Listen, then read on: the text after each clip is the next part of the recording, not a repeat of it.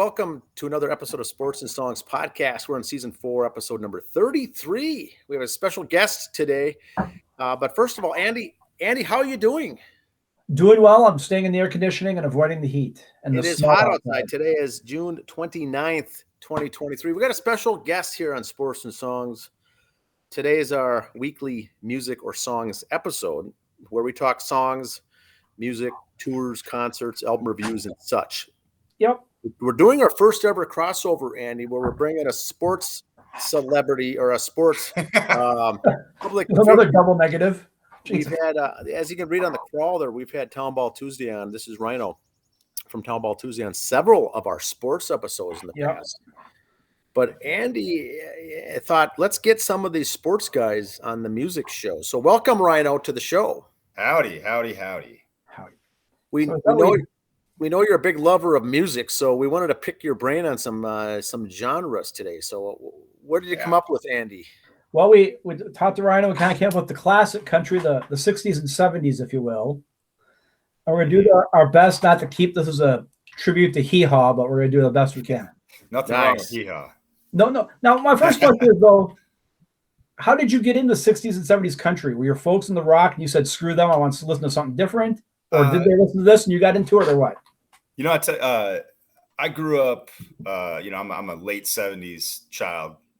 So grew up, got exposed to a lot of that, your 80s country stuff, your Dolly Partons and Kenny Rogers and the Oak Ridge Boys and that kind of stuff.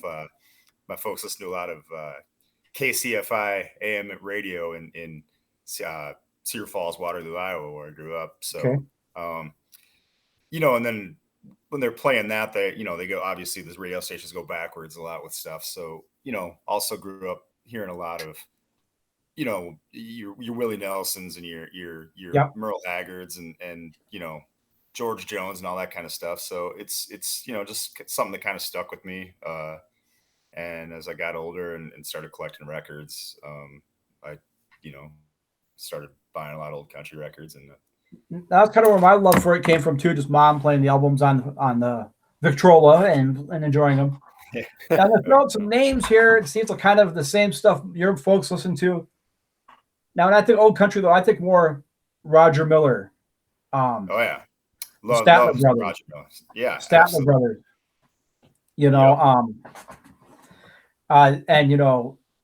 Tammy Wynette, George Jones, that sort of stuff.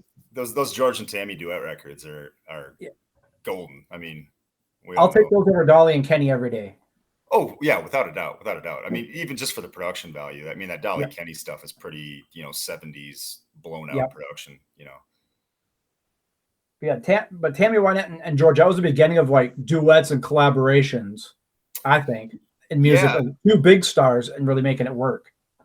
Well, you go back to the Dolly and Porter Wagoner stuff too. Is pretty incredible. A little bit on the creepy side, a little bit old man. Yeah, that was across the line on a couple things.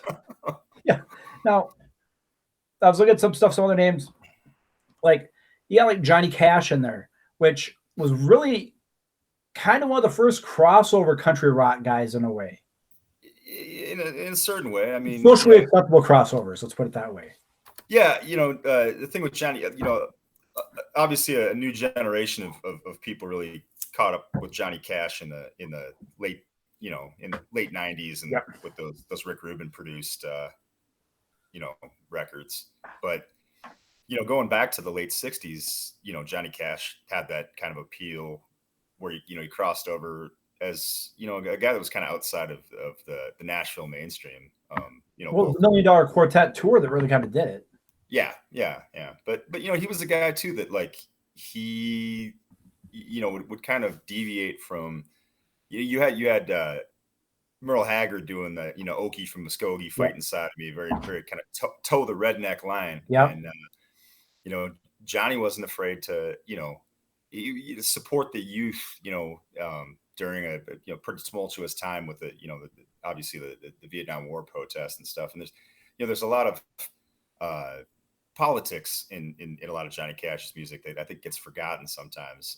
The Man in Black is it's a protest song essentially about just walking his own to the beat of his own drummer, so to speak, and standing up for the downtrodden. You didn't get a lot of that from the Nashville establishment, so to speak. Johnny's protest songs were protests, but he didn't name names. He kind of went under the radar with it, so he wasn't ripped down by the media for it, and kept his good name. Kind of speaking of Hee Haw, that's kind of where my love was with it. That's how I kind of fell in love with it, because you got to see it then. I've openly said I will physically punch someone in the face if they don't put Roy Clark on their top 4 guitarists of all time. I don't know how you cannot. Unbelievable guitarist, right up there with Merle Travis and some of your grip. But Roy Clark is.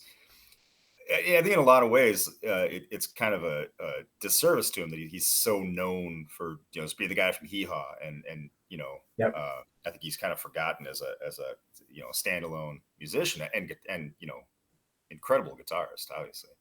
I mean, his work on guitar, banjo. I think the man could play a tennis racket if you wanted him to. Yeah, probably. He was just incredible. Phenomenal. And that's kind of where Johnny went at the end of his career. He kind of went to Hee Haws after he cleaned up and kind of kept his name out there. Johnny Cash show. I mean, I think everybody had a variety show. Everybody and their brother had a variety show for a while. Yeah. A couple other names, like I said, Oak Ridge Boys. They were more '80s though. They kind of did that crossover with Elvira. They were good. Don't get me wrong. But definitely the stuff I grew up on. What about the Bellamy Brothers? What do you think of the Bellamy Brothers? We were getting into that '80s, that '80s stuff. That a lot of that stuff was playing. I'd be at the roller rink, and as a first, second, third grader, rolling around and you got your Bellamy's and your Ronnie Millsap and Eddie Rabbit and a lot Eddie of Rabbit, stuff. So I got a soft spot for all that. That was kind of the okay, yeah, let's do it, but it was a hard time calling that country music then because of the crossover. That's kind of my cutoff. I don't get into, I'm 46 years old. But a lot of guys my age, they're kind of golden years where, that kind of Garth Brooks, late '80s, early '90s, and I don't go that far with it. Alan Jackson, all that kind, like that's just never really done it for me. That's and 70s rock with a cowboy hat is what that is. Yeah, I don't have anything necessarily against it. It's just not my sound. You get attacked there by the cat. Speaking of, a lot of guys that were 70s rock, 80s rock, I think would be country music today. Tom Petty obviously would be considered country music today, I think. Yeah. Guys like him, Southern rock would be country music today. You get into a lot of that kind of stuff where there's, obviously a certain amount of crossover. Neil Young's Harvest record is a very, country record. You get stuff, into stuff like the, Little River Band or John Denver. Where do you draw the line between what's country, what's CCR? Yeah. CCR is very, obviously you have a lot of blues in there too, but but you look at a lot of find genres. Our genre, our wheelhouse for Dan and I is the '80s hair bands. If you take any hair band ballad, that's a country song. Yeah, Every Road Performed by Poison, country song. Well, Nazareth doing "Love Hurts," which is an Everly Brothers song. Yep. So it's just what kind of distortion you're throwing on it, or how acoustic it is, or if it's plugged in. Yeah, sure. It's that's true with just about any genre of music, because you've only, we all know you've only got so many, chords that work together. Now, we talked about this a few weeks on the show. We played a couple songs or mentioned a couple songs. Dolly Parton has done a rock album. It's a 4-album set. She got together a whole bunch of names. First song she released was a duet she did with Rob Halford from Judas Priest, with John 5 and Nikki Sixx from Motley Crue playing on it. This is pretty recent. Yes. This is news. So Dolly's got it out. The album comes out around Christmas time. She released a couple songs. If you look on YouTube, you can hear some releases. I sent Dan one today because he's a big Heart guy. She did Magic Man, a duet with Ann Wilson. Okay. So Halford's still got his pipes too. So Halford can still go. Dolly, God love her. It's fun to listen to once, and that's really kind of about it. No, I can't put it on a loop, but I'll listen to it. Now, Ryno, Andy, let Ryno know that, you know, Dolly got into the Rock and Roll Hall of Fame, and there's a lot of backlash. So like, why are you there? You know, and so that's what prompted this record. She did cover songs with other artists of the rock theme to say, you know what, I can do it if you push me in. So it was no plan. She got some backlash. She released this thing and it's supposed to be phenomenal. And I think everybody there respected Dolly enough too that had no problem doing it. You know. Yeah. Well, it's got to be better than Pat Boone's heavy metal record. William Shatner did one too. That's a real thing. Yeah, I've heard of that. Yeah. I've never had the guts to look it up or buy it. There's some things you don't do in life, you know. Yeah, I don't need to hear Pat Boone doing like Enter Sandman. Yeah, no, that's things I can go without hearing. Just fine, just fine. Speaking of, you know, country music, guys, that the crossovers. There was a lot of country TV shows back in the 70s and 80s, country music themed shows that kind of got canceled around 91. Mayberry RFD, Hee Haw, Andy Griffith, stuff like that. Hope you're going to throw the Dukes of Hazzard. Dukes of Hazzard, yeah. Confederate flag. Gotta love it. One of the shows like that would make it today. Do you think that show would make it today? Yeah, do you think a show like that would make it today without it being gratuitous sex and a drinking problem by one of the people on it and everything else? Or yeah, no, I mean it's you know, there's so many things they couldn't make the Bad News Bears today. There's yeah, obviously it's you know, it's of an era that we're not going back. Which is that's what's great. They like TV Land and those other shows that do play on those channels that play just those shows. Yeah, because you can't redo Leave It to Beaver today. Wally would be a father of a child somewhere. Ward would be a alcoholic. You know, you can't do it. Well, I mean, yeah, I mean, Ward, you know, Ward and June would have to sleep in the same bed, and well, okay, I could say this because Pastor doesn't listen to the music shows. The dirtiest thing ever said on TV was said on Leave It to Beaver. June said, "Geez, Ward, awfully hard on the Beaver last night." Sorry, I had to get that out. But you know, that show was for the time when you watch it, it was good, simple, dumb humor.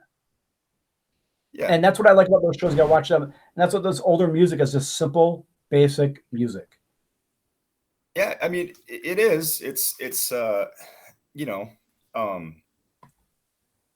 but you also get into the songwriting aspect of it, and some of these, you know, some of my favorite country, you know, music from that era, you know, I love because of the great song. You know, I'm a big kind of outlaw era, you know, guy. Big Waylon Jennings guy. Big, you know, those Willie Nelson concept records.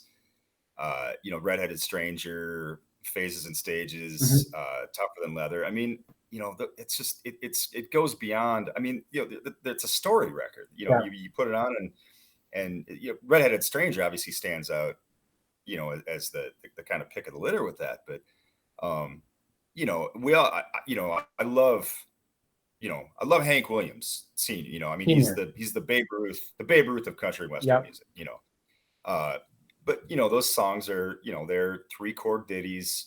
They're just, you know, tap your toe to, you know, maybe go dance a little. You know, there's nothing, you know, incredibly complex about any Hank Williams songs where, you know, where you're sitting up at night pondering the what did you know, the album. But you know, you get into some of this, or you know, you get into, I mean, you get way out there. You get into, you know, Guy Clark or Townes Van Zandt, and you know, these guys that are they're serious home run hitters when it gets into the songwriting stuff. And then you combine it with, you know, some of these guys with, you know, they're great guitar pickers, you know, great fingerstyle players, and kind of bringing you know, folk guitar elements over into the country western side, and also just writing these great songs. And so, you know, you can get into it, you know, for a penny, or you can get into it for a pound. You know, as deep as you want to go. There's, you know, that's what I really like. What do you think about the blues and country crossover, kind of like a Stevie Ray Vaughan, stuff like that? Not so much my thing. The 12-bar blues stuff, you know, I'm not a huge. you get into some of the really early Delta stuff, you know, some of those field recordings, like that stuff is really, really fun to listen to. But even, you know, it's the blues is particularly when, you know, you just talk about 12-bar stuff, which is 90%, you know, it gets so kind of monotonous. And it gets, I don't know.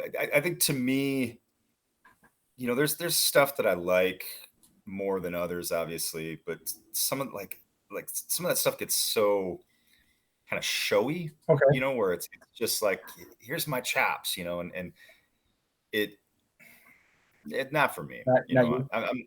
I'm not there for the, you know, the, like, I don't know. I'll just leave it at that. You do hear a mix in there sometimes. You know, there's some. Yeah, sure. I mean, there's plenty of room for it. I mean, obviously, guys are, you know, the blues has a huge influence on country and western music. Right. Everything comes out of the blues. I mean, the blues is everything.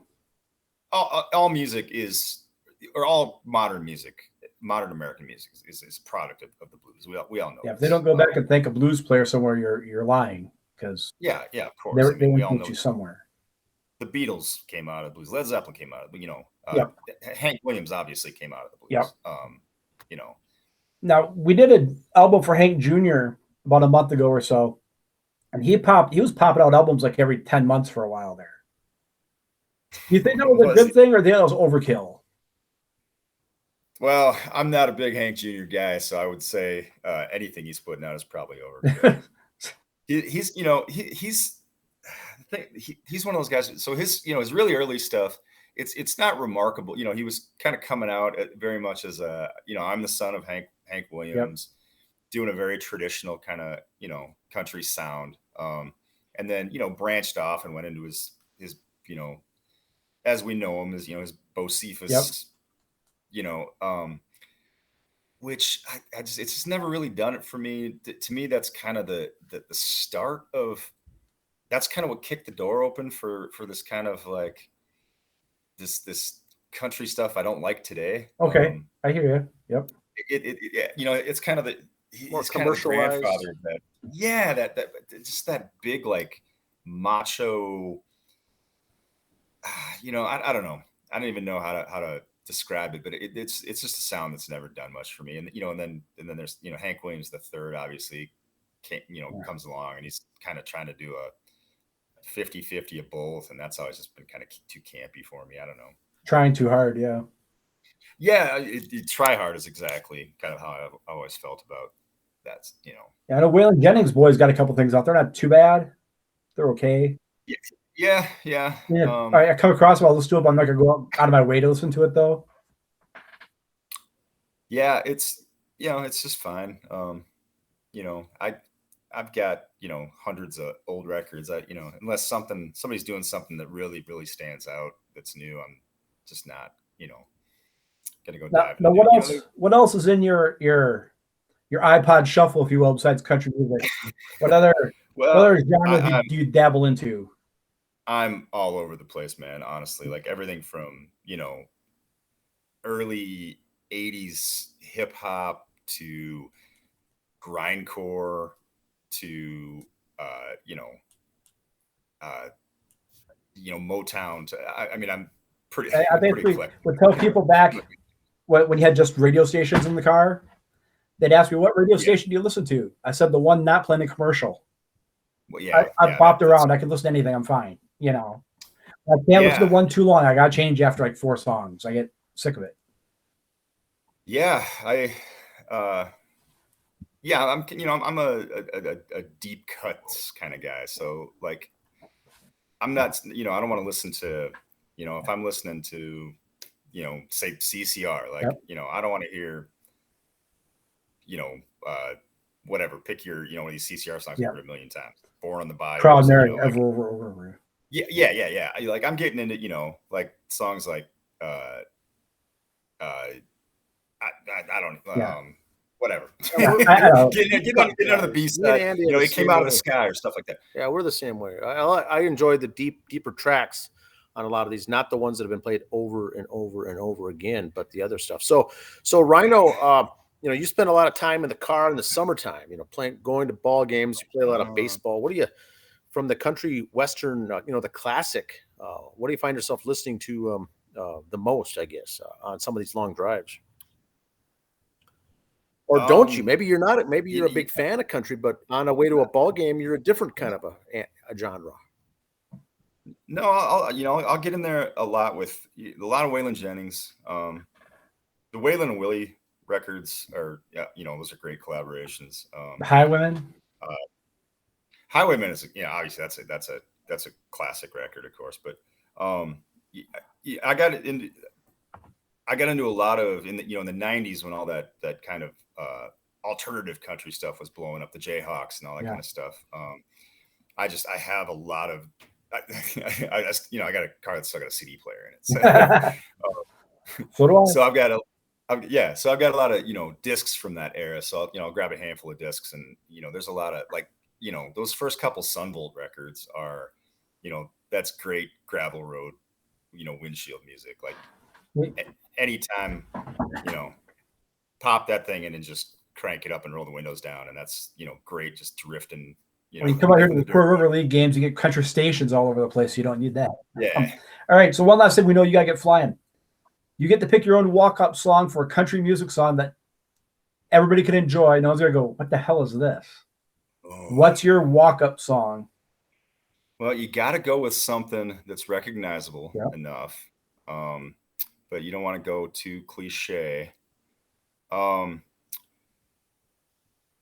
Maybe I would go. So circling back to what we've hit on a couple times here. Maybe the Dukes of Hazzard theme. Yeah. But I'm thinking Johnny Paycheck, take this job and shove it. Maybe. Johnny, yeah. My personal favorite. I don't know if there's a Johnny Paycheck song called "Pardon Me, I've Got Someone to Kill." Yep. Which is that's a deep track, though. We're not gonna get into that.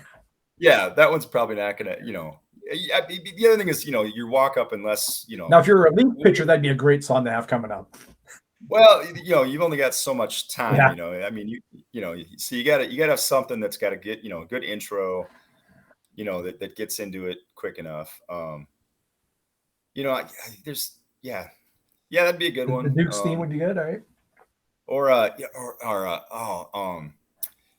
Merle Haggard, Mama Tried would be a good one too. Okay, that's a great guitar intro there. Your walk-up music for you. We'll have to have. We'll see if Jared will let's do country music night up here for the Red Devils one time. We'll do walk-up songs for all the guys and see what happens. Oh yes. So Andy, what we want to do is go the other route as well. We're going to get some folks on that we've interviewed from tribute bands and musicians and say, hey, we're going to pick your brain a little bit on some sports topics. So look for that on future shows. We're going to do some crossovers like that as well. I like it. Ryno, thanks for your time today. We appreciate listening to your input on this.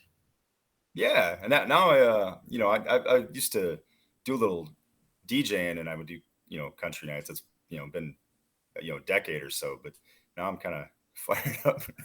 Try to find a bar where I can play some country songs for a couple hours now. Start doing DJing at wedding dances or something like that. Get stuff dug out. There you go. Yeah, I mean, it's somebody's doing their beer busts, coming up into the winter here, and they want to listen to some old classics. That's what you do for a fundraiser for your baseball supplies. You start playing the country music, and they'll give you money to turn it off. If you go downtown, maybe they'll go reverse psychology on it. Got to raise that money any way you can, brother. Hey, do you want to give a shout out for your baseball supplies there? For Cambodia? Yeah. I've mentioned it in a few other things and whatever, but just briefly, over the winter, I got to travel to Cambodia, and I was very privileged to get a chance to practice with some guys there that are, kind of trying to grow the game of baseball in a country where it's very new, and the incomes are very low there, and it's hard to grow a sport like baseball. That's kind of equipment equipment's necessary that not like soccer where you can just go kick around object around. So I've been rounding up gloves are the big emphasis, but I'm getting I got a lot of bats, catcher's equipment, I'm taking uniforms, just about anything, and we're shipping it over hoping to have it be an ongoing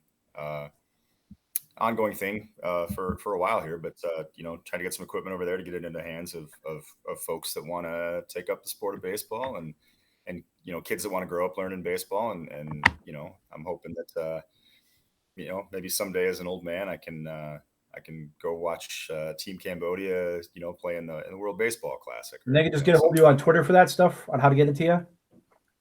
Yeah. Townball Tuesdays on Twitter. Obviously, there's a GoFundMe page, but it's a long URL. I should probably throw together like a one-stop a website where I have all that stuff up. Now that school's out and we're into summer and I've got some of my free time, maybe I'll have to get that. We'll send it over. We'll throw it up on the page too. So yeah, go ahead. Yeah, we'll throw it up in the description section of the show. So yeah.